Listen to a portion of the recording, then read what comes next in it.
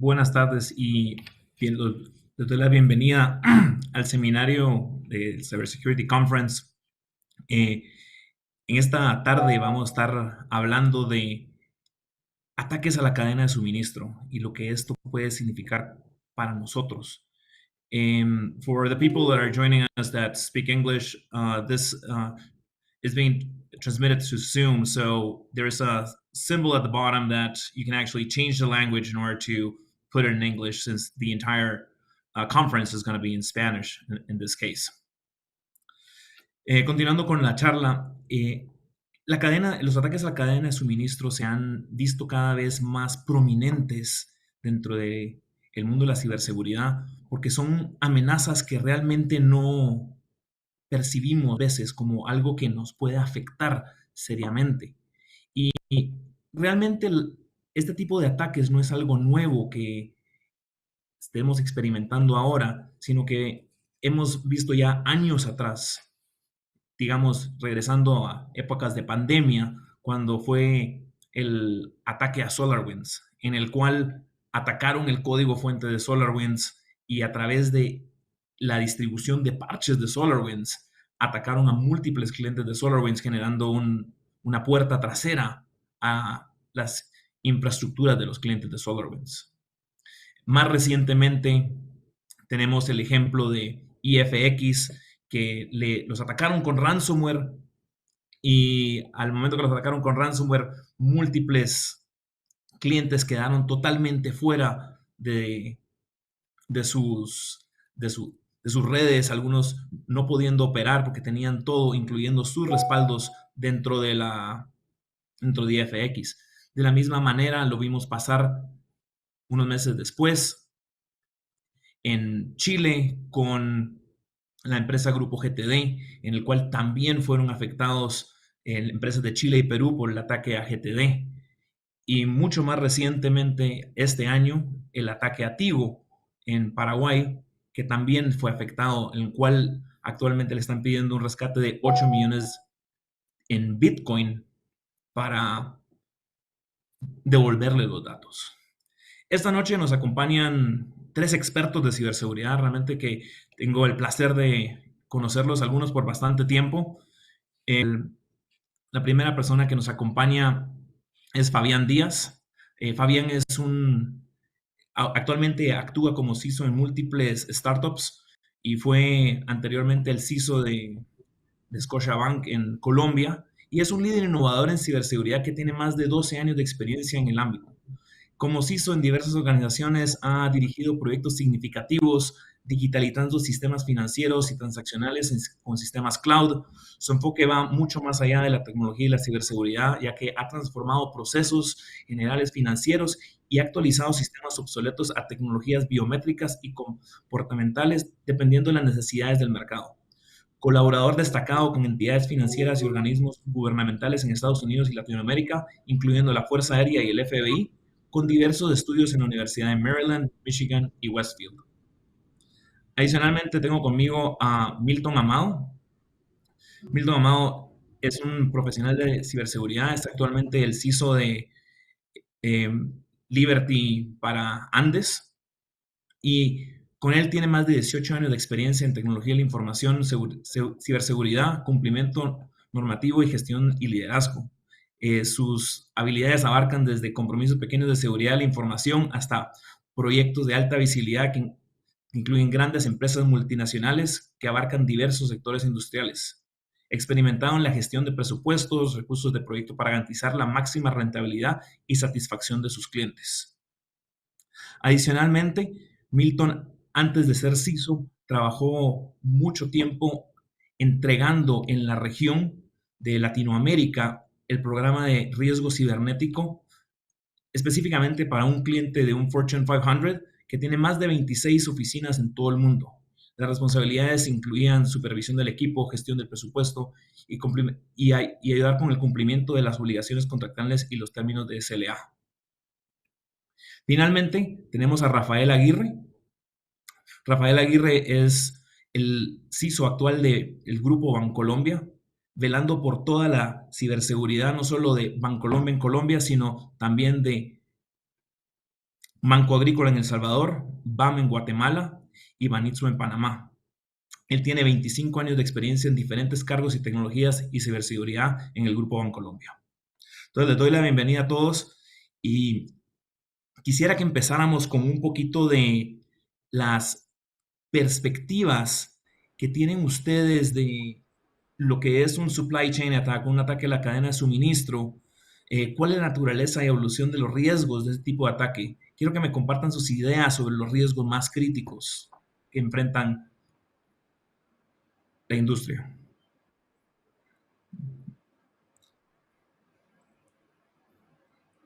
Con gusto, Cristian. Yo creo que hay múltiples riesgos que tenemos ahorita en lo que son las dos industrias. Creo que estamos hablando de seguros y banca. Y mucho de eso está, por ejemplo, uno de los riesgos sería cómo evaluamos a nuestros proveedores y cuáles son los riesgos que estos mismos tienen y cómo ellos también a su vez están evaluando a sus proveedores. Entonces ahí vemos la parte de la cadena de suministros.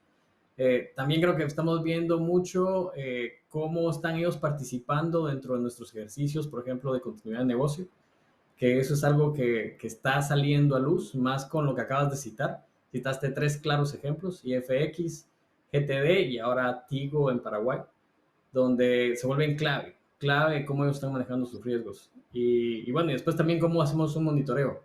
Creo que serían tal vez los principales que yo tengo ahorita en mente. No sé, mis compañeros, ¿qué más pueden compartirnos?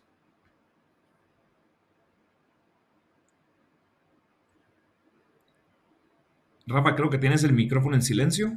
No te logramos escuchar. ¿Ahora? ¿Estamos? Ahora sí. ¿Estamos? Estamos. Ok. Bueno. Bueno, unas buenas tardes para todos y Cristian, equipo CISAB y a mis compañeros de panel, pues muchísimas gracias ahí por participar y por poder compartir un poquito de lo que hemos vivido y la experiencia que tenemos. Pues yo quisiera empezar primero citando una frase de un autor, John Donne, en el siglo XVII, donde decía que ninguna organización es una isla en sí misma. Y yo creo que hoy lo vemos con muchísimo más hincapié y cada vez más creciente, porque vemos cómo esos terceros se vuelven cada vez parte de nuestros procesos, de la construcción de nuestros sistemas, de nuestros servicios y de nuestros productos. Esto nos trae un reto frente a que la superficie de ataque se nos está ampliando. Como decía ahorita Cristian, y citó tres ejemplos muy claros de tres servicios y de tres prestadores de servicio muy distintos que impactaron no solo su operación, sino la de los clientes que tenían a cargo. Y el no tener esa gestión adecuada, pues nos pone en un reto adicional. Yo hablaría primero de los riesgos inherentes que nos trae esto y es, como toda organización, la evolución de los riesgos que vienen de utilizar nuevas tecnologías como Machine Learning, como inteligencia artificial, pues nos han llevado a que el ransomware, el malware en general, técnicas de phishing, cada vez evolucionen más y también sean usadas para estos, a través de estos terceros, poder llegar a otras compañías sobre las cuales prestan servicio, sea para, digamos, poner en riesgo su operación o tener acceso a información privilegiada. Entonces, digamos que los riesgos son los mismos inherentes a la industria en la cual nosotros estamos, sean seguros, sea retail, sea el financiero. Pero cuando profundizamos un poco más, digamos, en qué es lo que nosotros estamos viendo cuando hacemos esa gestión del riesgo en los terceros, pues lo que más nos encontramos son temas en el manejo de los accesos, es decir, que haya un adecuado manejo de usuarios privilegiados, segregación de funciones, roles y responsabilidades y manejo de contraseñas.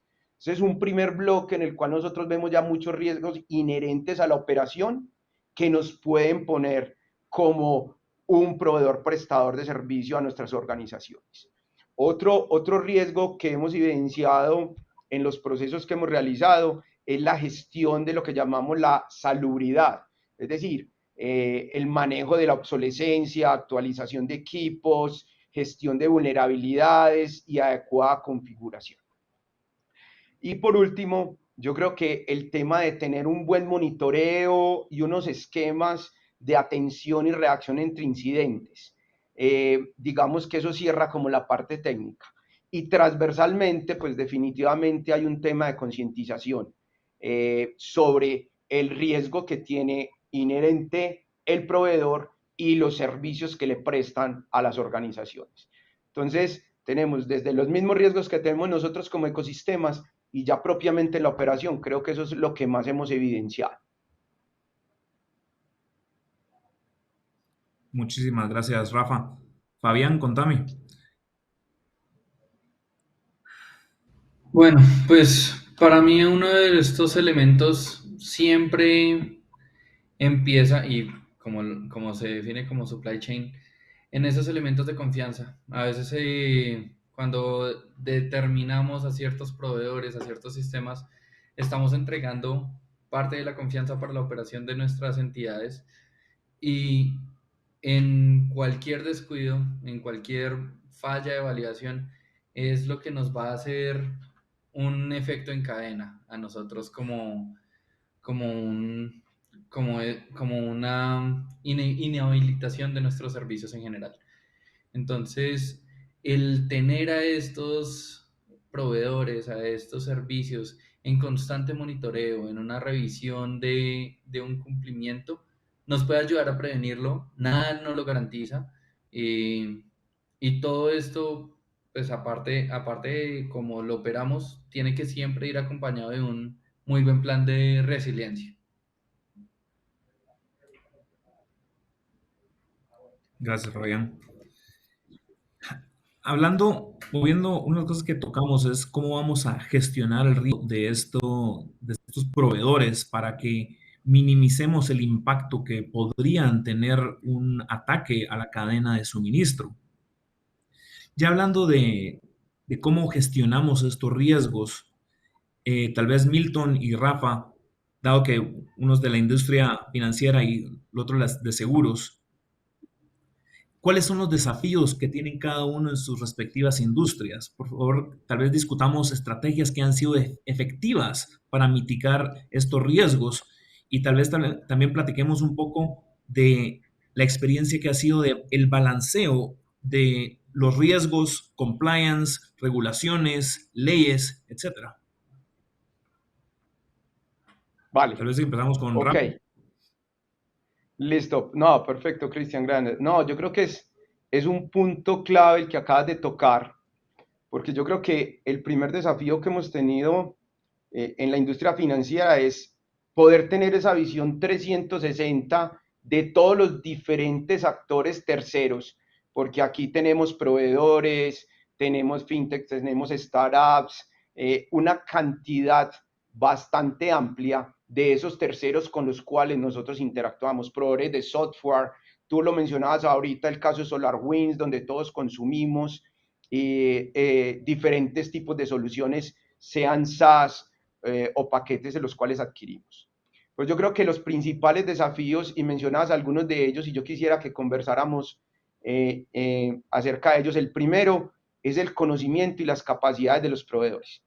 Yo creo que nos encontramos en algunos casos con ciertos proveedores que por su nivel, por el mismo sector en el cual están, pues tienen un interés mucho más genuino en la funcionalidad, en la solución y no necesariamente en las capacidades de ciberseguridad y en los conocimientos de ciberseguridad para poder tener ese balance entre ciberseguridad y funcionalidad. Tú lo mencionabas ahorita, las diferencias de regulación entre los sectores. Normalmente el sector financiero en todos nuestros países, en Latinoamérica y en Norteamérica, Europa y demás, tienen unas regulaciones mucho más fuertes, mucho más claras, mucho más expeditas que otros sectores.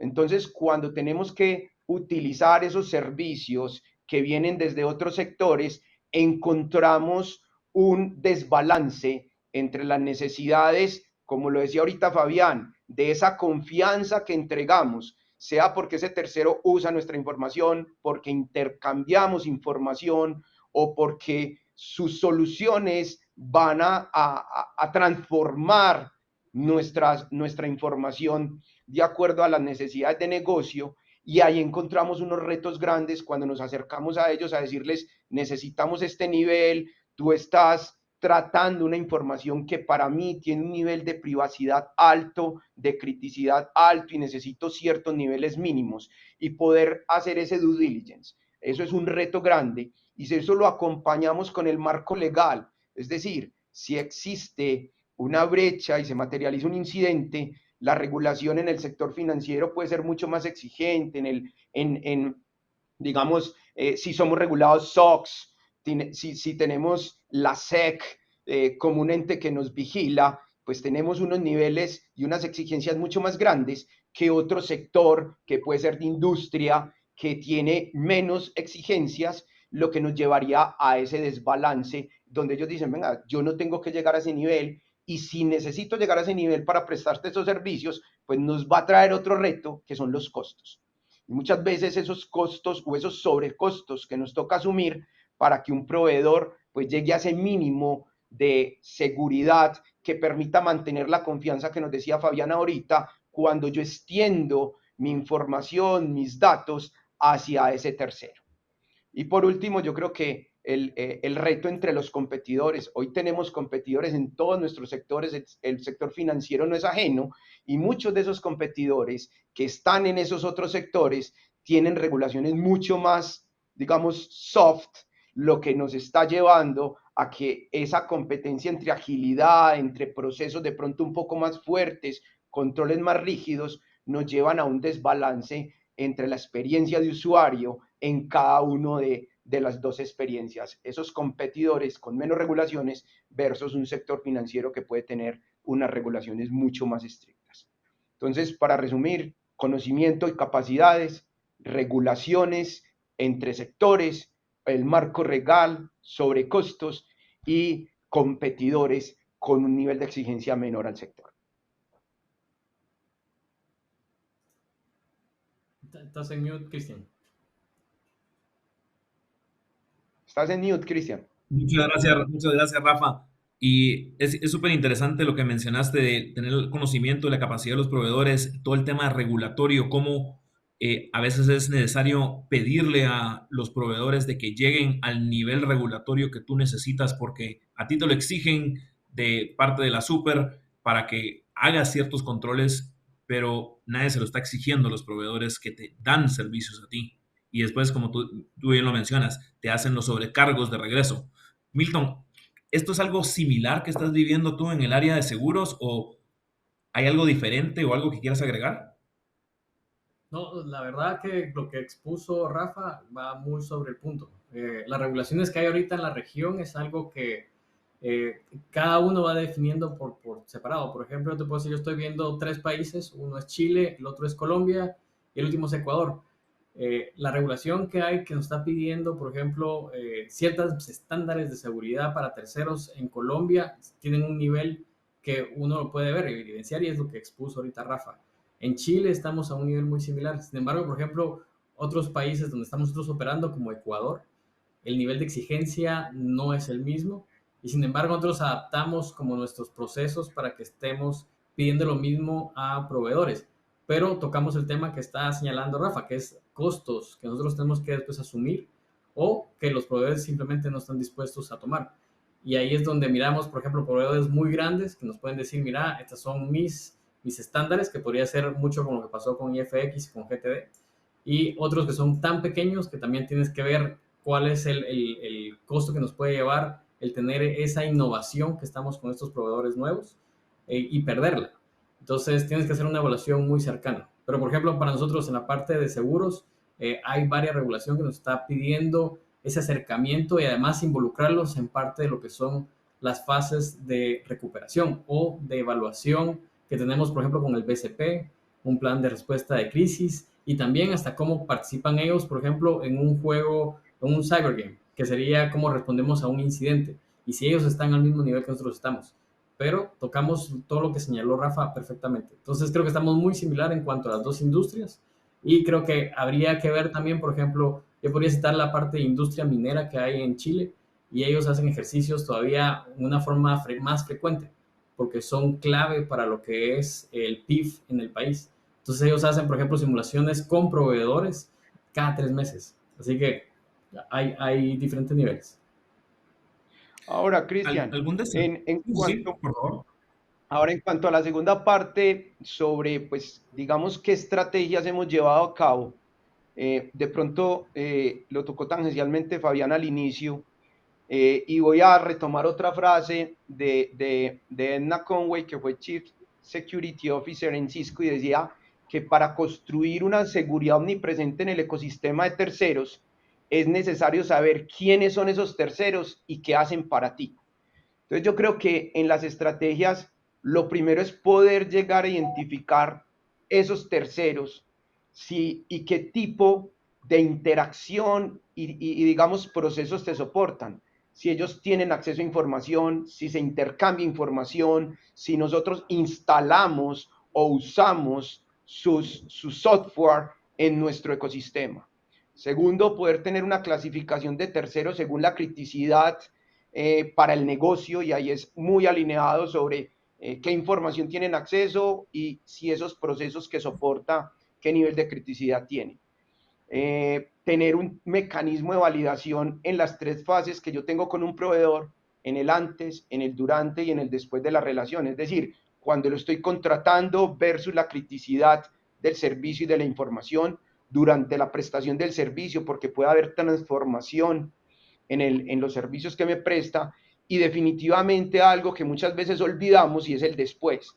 Es decir, cuando terminamos la relación, cómo recupero mi información, cómo garantizo la destrucción y la eliminación de la información que está en ese tercero si es que tiene información almacenada.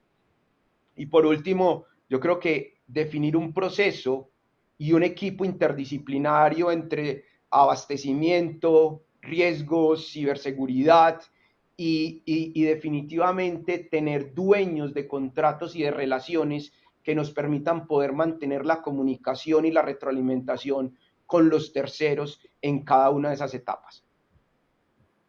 Ok, muchísimas gracias. Fabián, quería preguntarte rápido, en temas de desafíos de industria, como has trabajado en otras industrias que no necesariamente es banca y seguros, ¿qué desafíos has encontrado tú cuando has sido Eh, CISO? bueno, voy a hablar desde también la parte gobierno, que ha pasado mucho, y es normalmente, y en la mayoría de entidades, incluso dentro del equipo de tecnología, en el equipo de seguridad, cada uno de estos miembros está enfocado en suplir sus tareas y esto afecta directamente en algo, que es lo que estaba mencionando Rafael. Es muy importante entender el quién, el qué, el cómo, el cuándo, el dónde, el por qué y el para qué, para poder hacer toda esta protección, esta catalogación para tener sistemas bien asegurados con los proveedores.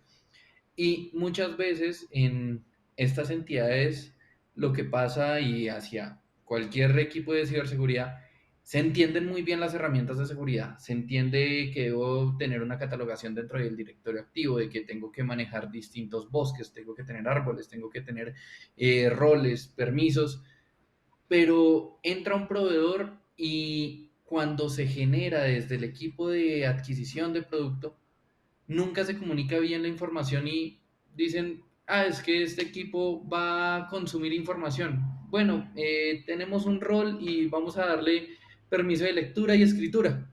Y en realidad ellos solo debían leer un reporte una sola vez al mes donde tenía que ir data ofuscada, por ejemplo, y todo esto se vuelven más escenarios que permiten a que aumente esa superficie de riesgo y que pueden aumentar dentro de un ataque.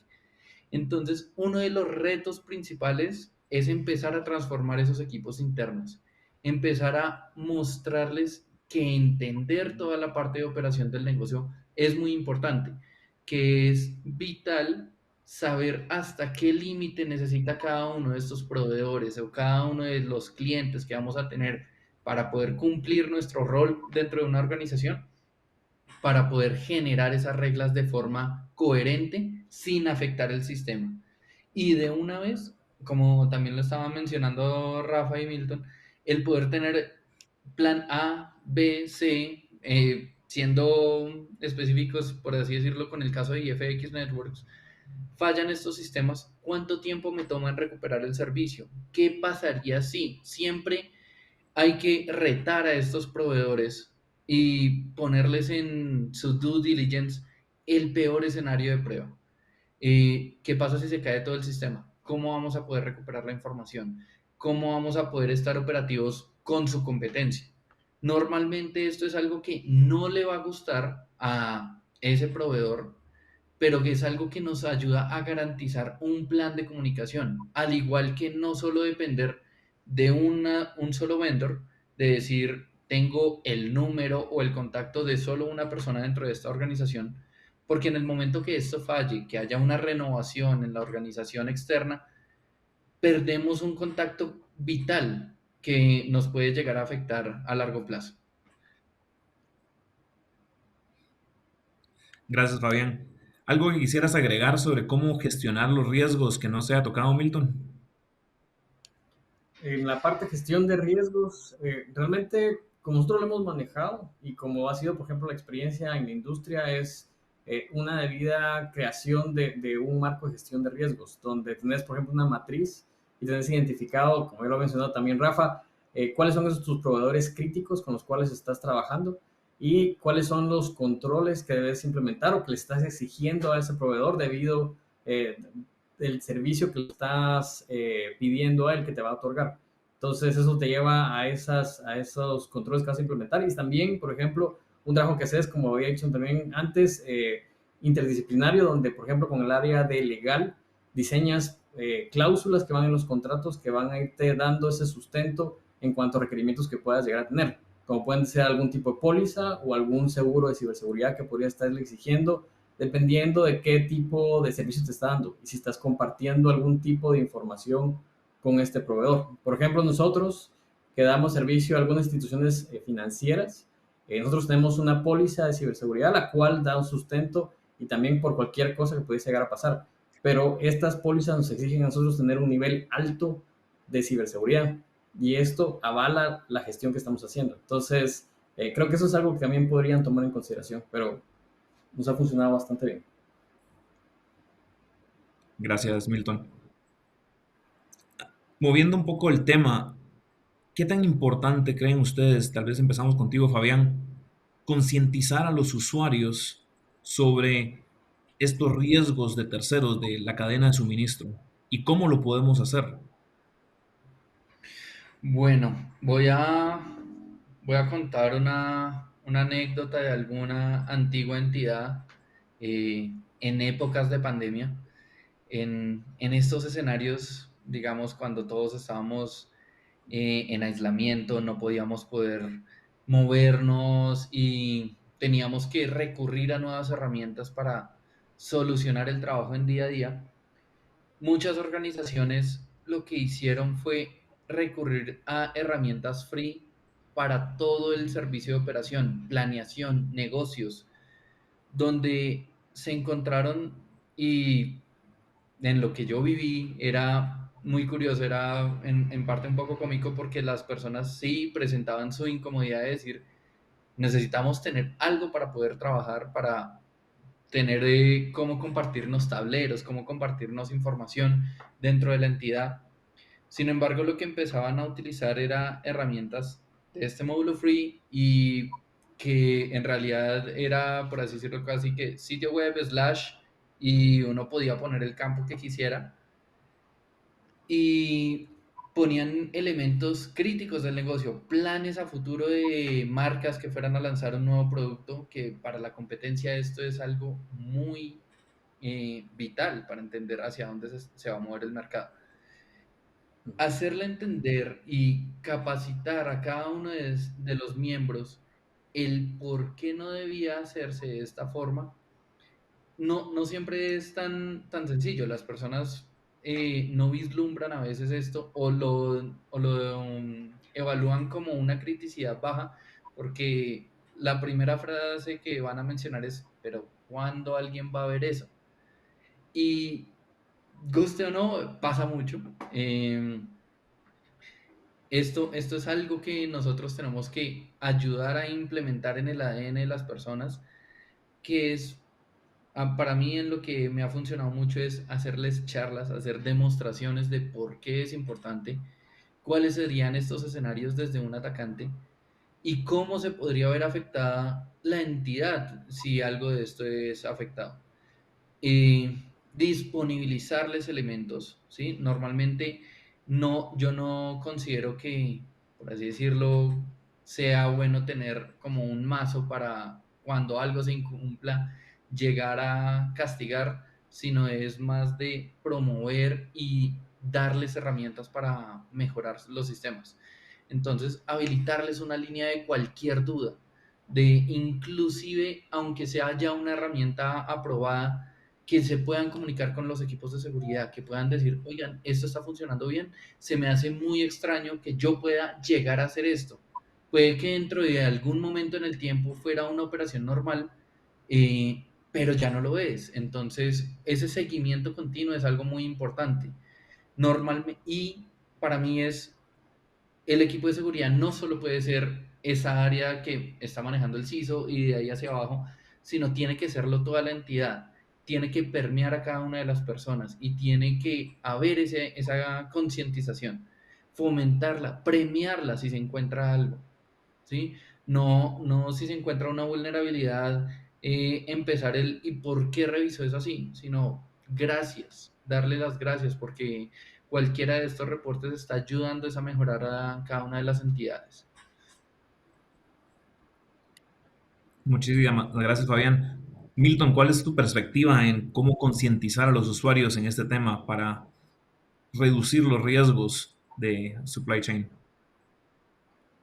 Gracias, Cristian. Yo creo que ahí hay que abordarlo en una forma, creo que holística, podemos decir. Por ejemplo, nosotros tenemos, y es algo que se ha desarrollado, un plan anual de concientización, donde tomamos en cuenta, por ejemplo, tanto lo que es los factores externos como los internos. Estos proveedores que nos están dando servicio a nosotros, nuestros clientes y hasta nuestros mismos empleados.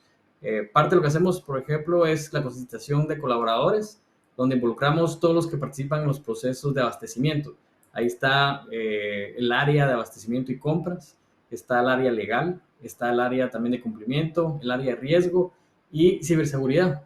Y nosotros hacemos parte de todo esto para que entendamos bien esa cadena que tenemos que seguir para validar a los proveedores. Entonces se hacen diferentes eventos durante el año, pues eso decía, era algo anual, donde hay, por ejemplo, 2 semanas clave que nosotros tenemos. Una que es la semana de seguridad, donde hay charlas, invitados. Por ejemplo, nosotros este año tuvimos a alguien que era un ejecutivo del banco BCI, que es el banco más grande que está ahorita aquí en Chile, y se le hizo partícipe de que pudieran platicarnos un poco de cuáles eran sus iniciativas y cómo estaban ellos trabajando y cómo ven ciberseguridad. Y también alguien que participó por parte de CISAP, así que fue algo bastante interesante. Eso ayuda a que ellos se hagan partícipes de lo que tienen que hacer dentro de la organización. Lo otro es también hacerlos conscientes de los procesos que nosotros estamos evaluando o cómo usamos para evaluar a los proveedores. Esto también es clave para que entiendan bien qué es lo que deben ellos hacer y qué es lo que deben de considerar, por ejemplo, cuando piden un servicio abastecimiento y como abastecimiento también tienen que hacer su debida evaluación. En este punto hay un tema que es, por ejemplo, tener algún tipo de herramientas que también les provean a ellos información y cómo deben de interpretar esa información para poder medir cuál es la calificación que pueda tener un proveedor que va a prestar servicio a la organización.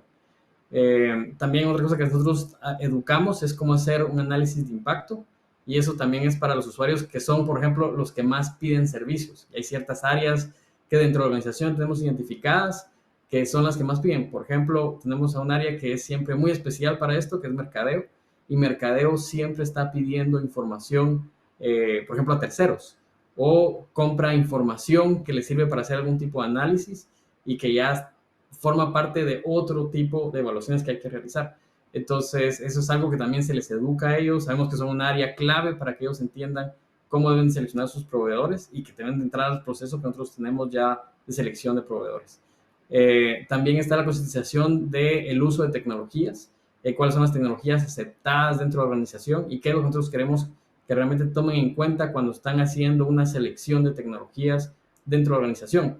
Ciberseguridad participa de esos procesos, sin embargo, es bueno que desde el inicio si el empleado entiende, o los que participan del proceso entiende qué es lo que tienen que tomar en consideración y cuáles son los riesgos que la organización ha definido, es más fácil el proceso también y reduce muchos partes que tenemos que estar como interactuando con las diferentes áreas. Y la última es creo que la parte de regulación. Regulación es clave, que entiendan cuál es la regulación que nos afecta en el mercado, en el país donde estamos operando, porque esto conlleva a que si entienden bien la regulación, no tenemos algún tipo de falla ya cuando estamos trabajando con un tercero. Entonces, por ejemplo, vuelvo a citar, aquí salen los ejemplos claros de estos proveedores grandes, donde si todos entendemos cuáles pueden ser nuestros riesgos que tenemos con estos proveedores grandes, podemos tomar acciones que prevean que se pueda dar un incidente donde podamos, o más bien paremos operación por completo. Pero esos serían como los focos que nosotros tenemos ahorita dentro de nuestro marco anual de educación y es algo que nos ha servido ahorita y está dando buenos resultados. Muchísimas gracias, Milton. Justamente está entrando, estoy viendo las preguntas para hacérselas mientras vayan saliendo y no tener un área solo de preguntas. Y tenemos un participante que está preguntando que estas concientizaciones hasta dónde deben llegar. Es importante que la junta directiva sea considerada, también deben ser evaluados. No sé quién la quiere tomar. Bueno, creo que ya. Pero si alguien quiere tomar hasta dónde debe llegar la concientización.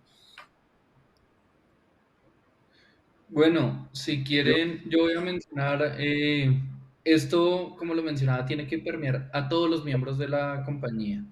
Normalmente hay elementos de criticidad que entre más alto y entre más un elemento de junta directiva se encuentra, más información sensible va a haber. Entonces, es una persona que debe estar entrenada y concientizada en todos estos elementos de ciberseguridad. Para mí uno de los elementos vitales es aprovechar los momentos de onboarding de las compañías para dar este primer entrenamiento. Normalmente es algo que va a recibir la persona nueva toneladas de información. Sin embargo, que entienda unas reglas principales de juego y poco a poco irlo permeando cada vez más y más, hacer evaluaciones continuas es necesario. Que la junta directiva esté vinculada en esto es vital. Normalmente es mucho mejor que incluso ellos hagan parte de cibersimulaciones donde se hagan afectaciones generales de los servicios, eh, porque en el momento de crisis y sobre cualquier entidad, todos quieren ayudar, pero ninguno sabe cómo. Entonces, normalmente, e incluso, por así decir, diciéndolo como de la historia, en los momentos de paz hay un líder y en los momentos de guerra hay otro. Eh, Cuando se está enfrentando sobre un ataque, las decisiones tienen que ser comunicadas, pero debe haber otro ente que debe dar esa visión transversal de lo que está pasando. Puede que el mantener un servicio corriendo, pero exponiendo algo más, pueda llegar a afectar más a futuro. Ejemplo, digamos, muchas veces lo que pasa en casos de ransomware. En los casos de ransomware, eh, se les comunica o el atacante comunica que tiene 12 horas para actuar y tiene que hacer una consignación por medio de criptos. eh, lo que muchas veces piensa a veces la junta directiva es pagar para mantener la operación, desbloquéenme y yo sigo trabajando y después ustedes resuelvan. Sin embargo, nada de esa decisión garantiza que no lo vuelvan a bloquear, que no se publique la información, que no haya una aceptación de responsabilidad, eh, que el sistema haya sido infiltrado a algo más. Entonces, estas decisiones y esta el involucrar a ese equipo de las juntas directivas es vital para que entiendan estos elementos desde antes, que cuando llegue a haber un escenario, porque siempre esperamos que nunca pase, pero no es de qué, sino cuándo, todos somos vulnerables a estos riesgos, que el cuando pase podamos estar mejor preparados, que podamos tener planes de contingencia, que las personas puedan tomar decisiones más racionales y no viscerales. Entonces, para mí, y yo creo que para mis compañeros panelistas, creo que para todos es vital que estas juntas estén involucradas. Cristian, Muchísimas gracias, Fabián. para complementar. Sí, Cristian, para complementar, pues yo creo que independiente del riesgo que estamos hablando hoy de terceros, como decía Fabián, el compromiso desde la Junta y el Comité Ejecutivo es clave. Desde definir políticas claras, lineamientos claros a nivel de ciberseguridad. Y en cuanto a la otra parte, la pregunta de hasta dónde llegar, yo creo que en concientización no hay un límite. Yo creo que esto es un tema, y lo decía Milton ahorita, de cada año estar trabajando en la estrategia de concientización, tanto interna como externa. Es decir, definir cuáles son los grupos de interés frente al riesgo de terceros, negociadores de la cadena de abastecimiento, el equipo legal que nos acompaña, los mismos administradores de procesos y de contratos frente al riesgo que representan. Y por último, pero muy importante, los mismos proveedores. Es decir, yo les decía ahorita que uno de los riesgos es el tema de conocimiento. Entonces eso nos trae una responsabilidad sobre concientizar, educar, formar como parte de sostenibilidad de nuestras organizaciones ese ecosistema de proveedores. Pero yo creo que es un tema que no para, que no tiene un límite, y lo que sí nos reta es que seamos muy innovadores, que podamos llegar de diferentes formas, no solamente con un correo, con un infográfico, con videos, con reuniones de interés, con sesiones de preguntas y respuestas, para seguir creciendo en esa concientización, tanto interna como externa. Entonces, es algo que no es fácil medir y que tampoco tiene una forma clara de determinar hasta dónde y hasta cuándo. Es un ciclo constante y anual, y que la misma validación de nuestros proveedores año a año nos va diciendo ellos cómo van evolucionando, y no es lo mismo un proveedor que acaba de entrar, lo decía Fabián ahorita, ese momento de enganche es un momento de empezar a involucrarlo en esa cultura y en esa concientización y en esa responsabilidad frente al ecosistema de la nueva organización a la cual le está prestando servicios. muchísimas gracias, Rafa. Este tema de concientización aparentemente se ha movido bastante, y algo que quieren saber la audiencia es qué implementan ustedes para concientizar a sus usuarios, cómo lo hacen para asegurarse y mantener la resiliencia, y adicionalmente hablamos de involucrar a la junta directiva. ¿Cómo los convencemos de que participen? Ya, ahí tal vez te comparto, Cristian. Nosotros, entre el programa que tenemos anual, involucramos reportes que se dan a la junta directiva, precisamente. Y ahí en esa junta directiva que participan vicepresidentes, participan también el presidente y miembros que son fuera de lo que es el mercado como tal. Ellos tienen visibilidad de quiénes están participando en estas evaluaciones. Por ejemplo, ahí vamos a decir phishing, que es algo que todos estamos viviendo, y las evaluaciones que se hacen por nosotros las hacemos trimestralmente, y van cambiando en dificultad, se incluyen a la junta directiva. Y muchas veces es tema de discusión en la misma junta, donde quiénes han sido los que han participado y quiénes han sido afectados. Por supuesto, no hay nombres y apellidos, sino que hay principalmente qué áreas han sido las que, por ejemplo, más han dado clic. Y eso hace que se involucre el jefe, el líder de esa área, a que también promueva la educación y esté constantemente empujando los temas que para nosotros son importantes dentro de la organización. Entre esto, por ejemplo, la parte de terceros.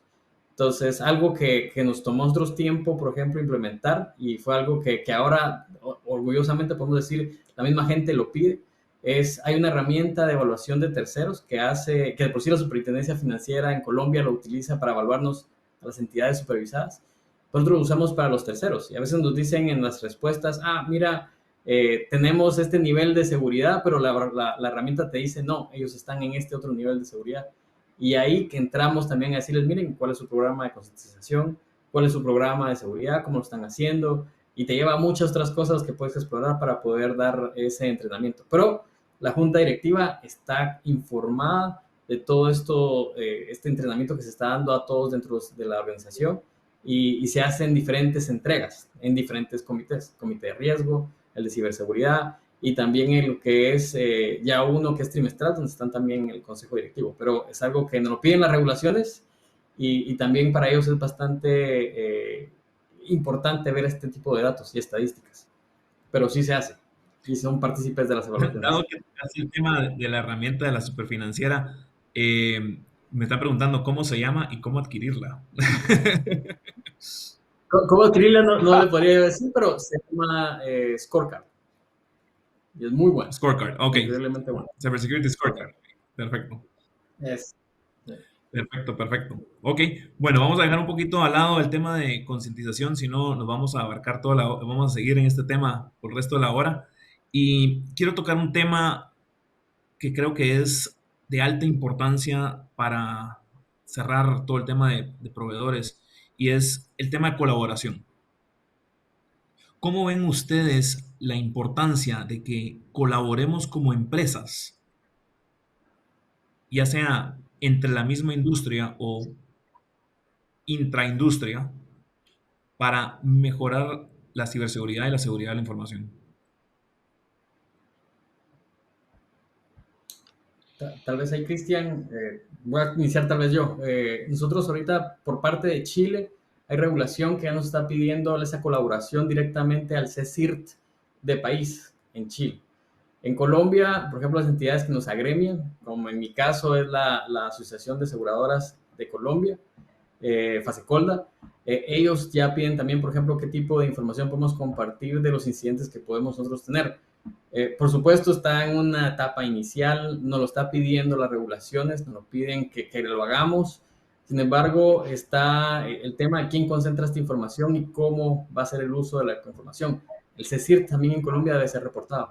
Entonces, es algo que sí tenemos que hacer y la verdad nos ayuda a poder desarrollar como técnicas de lo que estamos viendo en el ambiente y lo que nosotros tenemos que tomar como anticipar a cuáles son los posibles ataques que podrían afectar a nuestra industria y a nuestros proveedores, que este es el caso que estamos ahorita hablando hoy. Entonces, mi perspectiva particular. Muchas gracias, Milton. Rafa o Fabián. Cristian, yo creo que el tema de colaboración en ciberseguridad es algo que trasciende simplemente el riesgo de cadena de suministros que estamos conversando hoy. Yo creo que es un tema totalmente transversal a la ciberseguridad, que debería tener una separación muy clara entre los retos comerciales y de negocios, donde podremos ser competidores cuando estamos dentro del mismo sector, versus la colaboración a nivel de ciberseguridad, porque los delincuentes sí están colaborando. Ellos sí se están agremiando, sí se están colaborando, sí están compartiendo y están buscando cómo sacar el mejor rédito de nuestras organizaciones. En el caso de Colombia, pues particularmente en la asociación bancaria, tenemos un CECIR sectorial. Ese CECIR nos ha ayudado a ser como ese punto central donde todos podemos llegar a compartir información de puntos de compromiso, vectores de ataque y demás de manera anónima y que son distribuidos al resto de las organizaciones dentro del sector financiero. Pero no se debería circunscribir así. Yo sé que muchos en otros países no tenemos todavía esa figura ni como sector.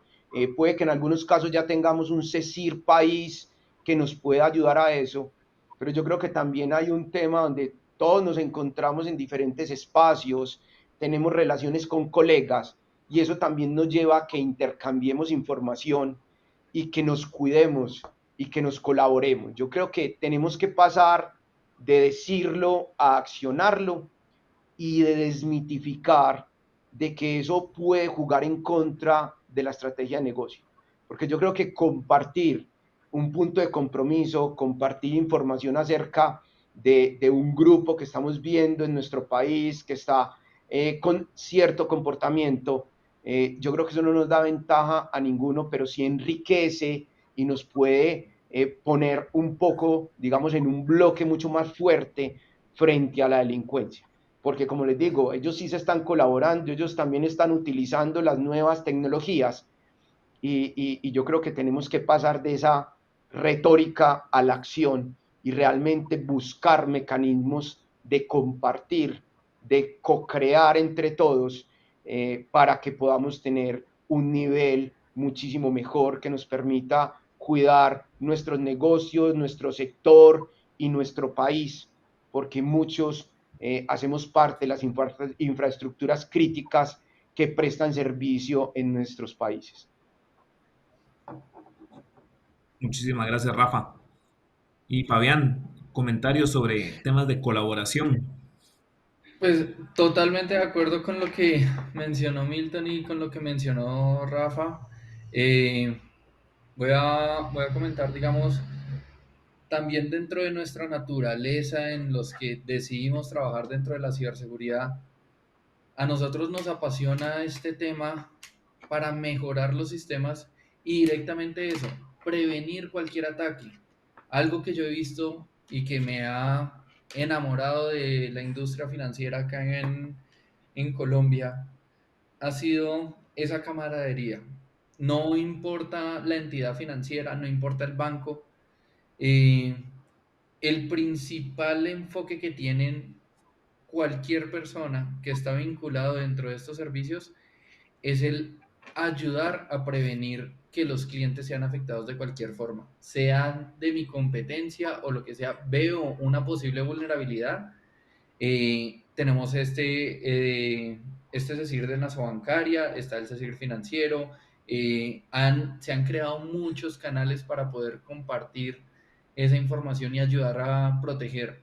No he visto en el país, gracias a Dios, esa vista de una competencia por medio de permitir que otro sea abusado de alguna vulnerabilidad o algo por el estilo, sino cualquier mala práctica, cualquier vista de esto, se busca levantar la mano hacia esa entidad para que pueda corregirlo de la forma más rápida y posible, eh, porque lo que cada uno de nosotros espera es que nadie sea vulnerado.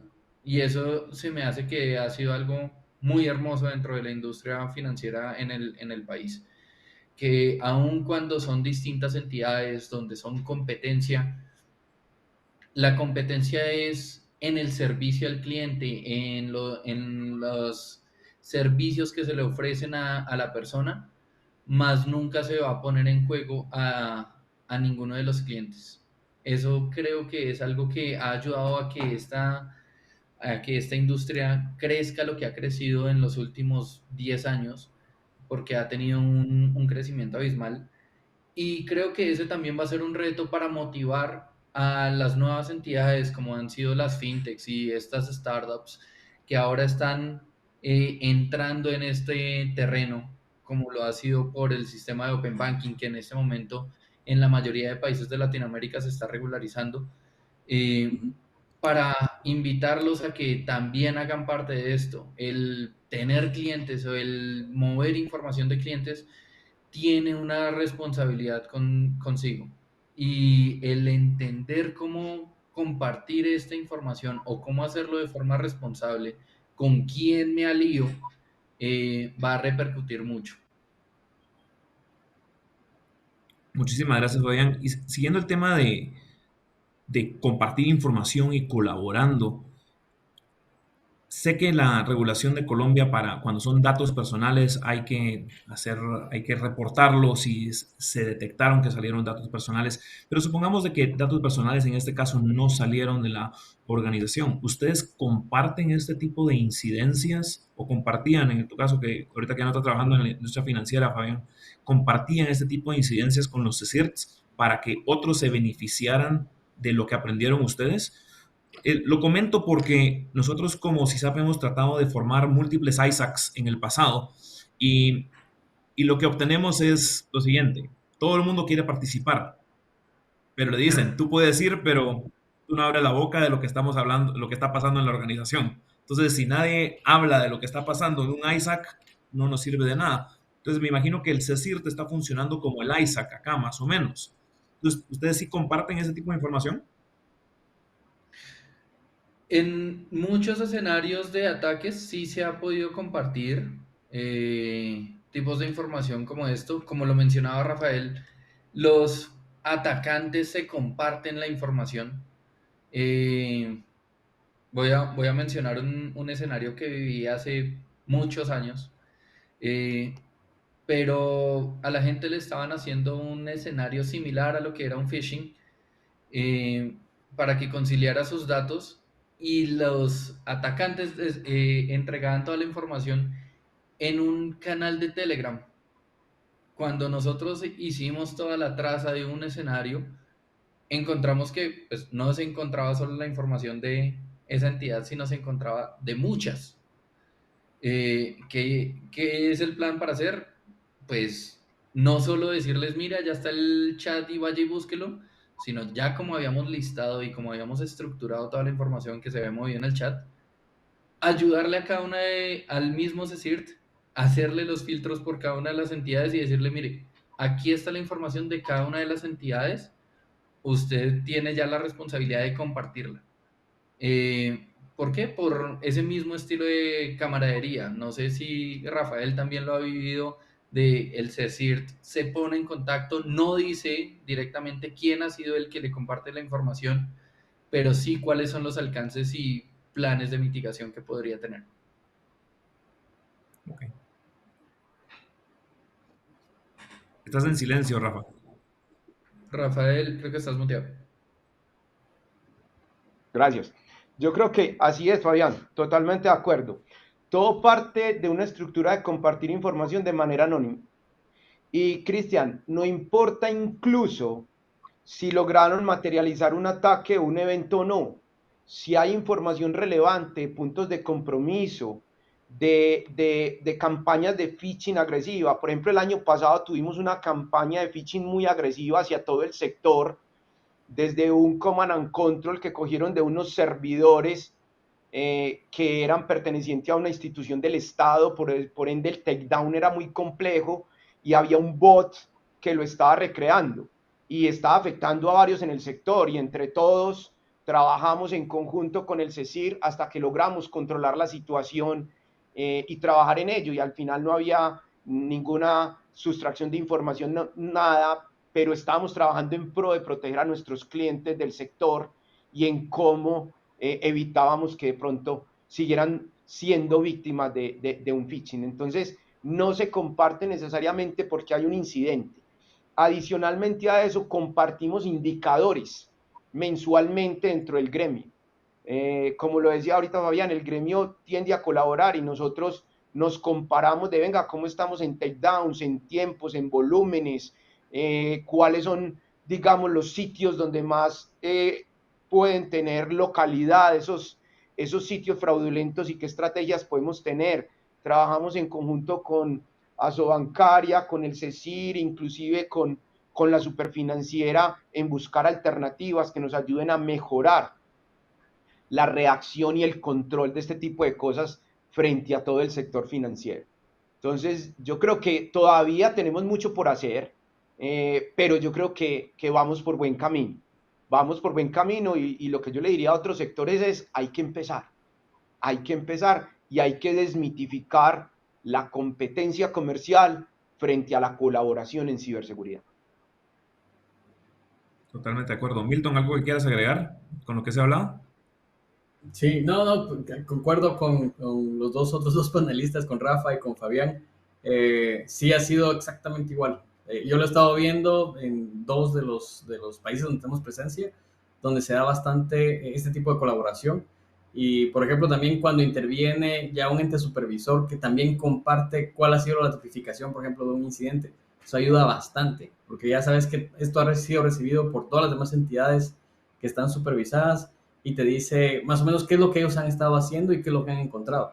Ayuda bastante. Y creo que después las entidades que nos agremian, como han dicho, la asociación bancaria, o por ejemplo en nuestro caso, que es Fasecolda en Colombia, eso también ayuda bastante. Lo mismo está viéndose, por ejemplo, en Chile, con la Asociación de Aseguradoras en Chile.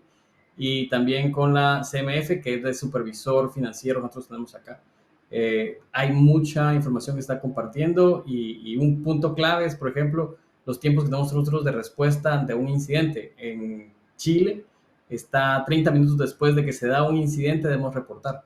Entonces, eso también, te digo, hay mucha comunicación entre las instituciones y cuando se reporta, inmediatamente se notifica a todas las entidades. Entonces, hay una forma de ayudar a los demás por si pueden tener una tipificación similar que estén viendo dentro de su infraestructura. Ayuda. O sea, claramente ayuda. Perfecto. Tenía un pedazo para preguntas, no, realmente ya no nos queda demasiado tiempo. Voy a hacerles una pregunta que me llamó mucho la atención cuando la leí, es ¿cómo logran cuantificar el riesgo ustedes? Y no solo el riesgo de financiero relacionado a los impactos que pueda tener un ciberataque, sino que también los riesgos relacionados a la cadena de suministro, de mantenerlos de una forma cuantificada, y cómo utilizan eso para evaluar el retorno de la inversión de las soluciones de ciberseguridad o seguridad de la información que tentadas o que vayan a implementar en el futuro. No sé quién lo quiere tomar. Ok, si quieren yo empiezo.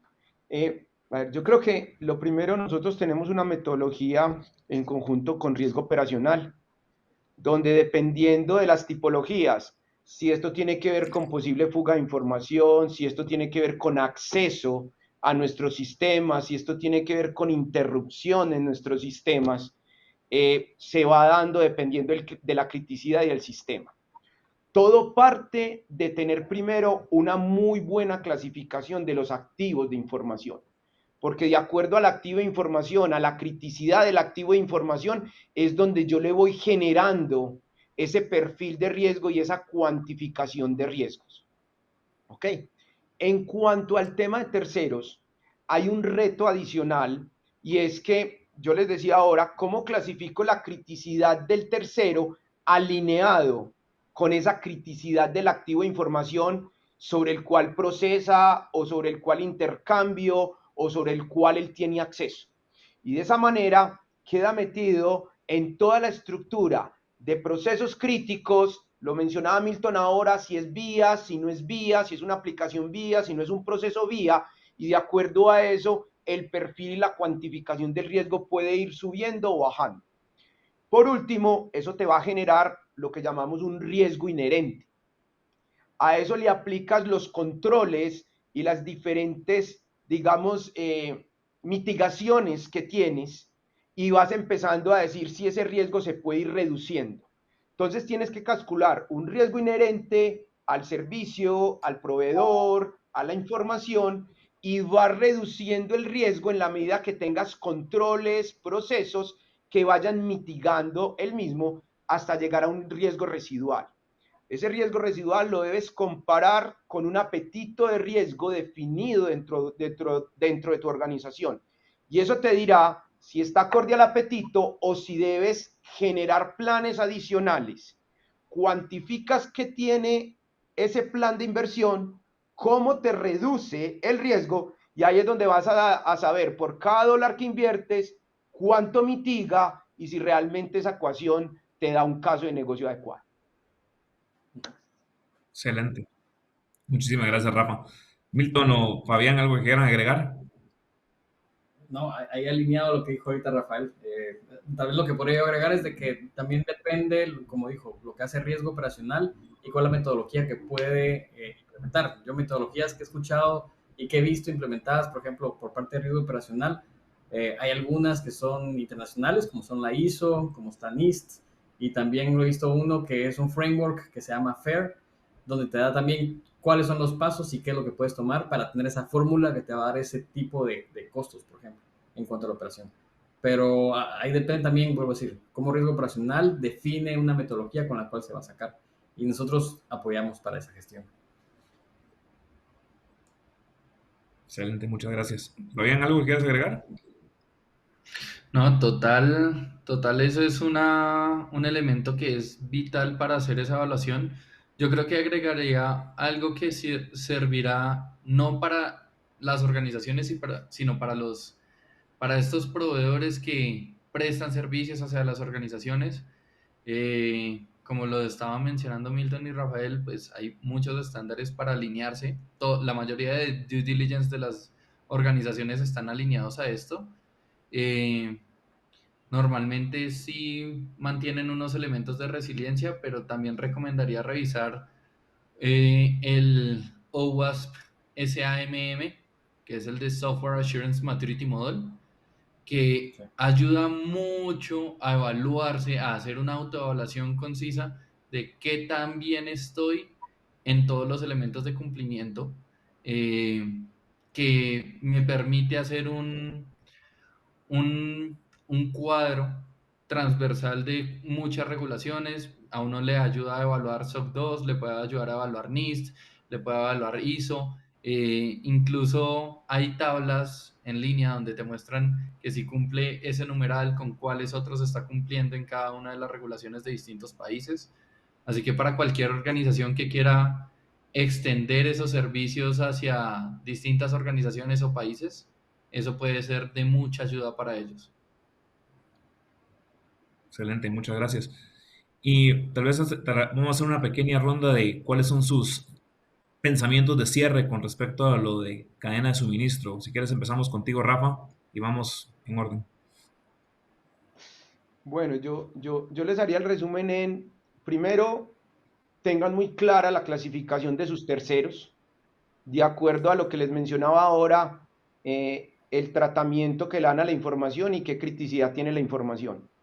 Y con base en eso, tenga un equipo interdisciplinario de abastecimiento, legal, ciberseguridad, riesgos, donde se puedan definir esos temas del antes, cuando estoy contratando, cláusulas, anexos, inclusive dependiendo del perfil del proveedor, hasta llegar a hacerle un ethical hacking de acuerdo al servicio que vaya a prestar, si es del caso. El durante la prestación del servicio, cómo se mantiene y se mejora la ciberseguridad. Y por último, en el después o en la terminación. Yo creo que eso es vital. Hay que hacer la debida diligencia y es un riesgo que es latente en N diferentes estudios de Verizon, de IBM, de diferentes, vas a encontrar como las cifras de ataques de ciberseguridad a través de la cadena de suministro siguen y siguen creciendo.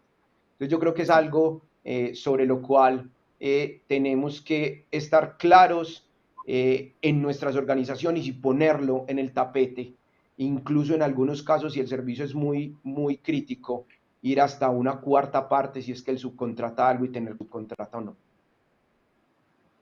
Muchísimas gracias, Rafa. Milton. Ahí lo que haría es el compromiso que haya desde la junta directiva para estar trabajando en esta parte de evaluación de cadena de suministro. Tiene que estar esta visibilidad por parte de ellos para que también hacia abajo todos seamos partícipes, todos participamos del proceso y logremos darles el nivel de seguridad que estamos buscando ante la organización. Creo que eso es clave, y la capacitación, que todos entendamos qué es nuestro rol dentro de este proceso de evaluación para que podamos también identificar rápidamente qué es lo que tenemos que tomar en consideración al seleccionar un proveedor o un servicio que queremos todos contratar. Muchas gracias, Milton. Y Fabián, ¿cuál es? Bueno, Last but not least. Yo voy a agregar algo que incluso en el repost de esta charla puse, y es para 2022 Gartner sacó las tendencias de ciberseguridad que veía desde 2022 hacia 2025. Y dentro de esos hay 4 elementos que afectan directamente los elementos de supply chain. El primero que ellos definen es la ampliación de la superficie de ataque por elementos generales de cómo se está expandiendo y la forma en que se interactúan los negocios, lo cual afecta y agrega elementos de supply chain. Pero el número 3 de ellos es exactamente eso, el riesgo de la cadena de suministro, donde ellos están mencionando como lo provee Gartner, es que para 2025 el 45% de las organizaciones de todo el mundo habrán sufrido ataques de software en sus cadenas de suministro. Eso es 3 veces lo que fue en 2021. Entonces, para cualquier junta directiva, para cualquier equipo de trabajo, tienen que entender que es algo que va a pasar. Si ya tienen en este momento 45% de probabilidad por una empresa, entre más empresas agreguen dentro de sus cadenas de suministro, mayor va a ser la probabilidad y más se tiene que trabajar fuertemente dentro de esos equipos. Como siempre en seguridad, no es el que si nos va a pasar o no nos va a pasar, sino cuándo nos va a pasar y si estamos listos para alguno de estos tipos de escenarios.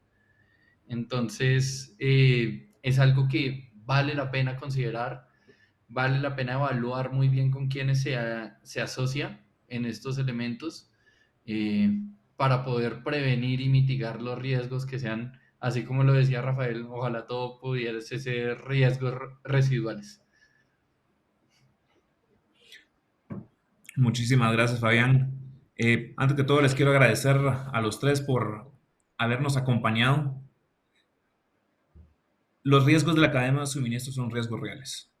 Tenemos que entender cuáles son estos proveedores que nos causan mayor riesgo a nosotros y evaluarlos de forma acorde para poder entender cuál va a ser el impacto que un ataque hacia ellos pueda tener hacia nosotros. Con esto cerramos la charla del día de hoy. Les agradezco a toda la audiencia por acompañarnos. Muchas gracias y que pasen una buena noche.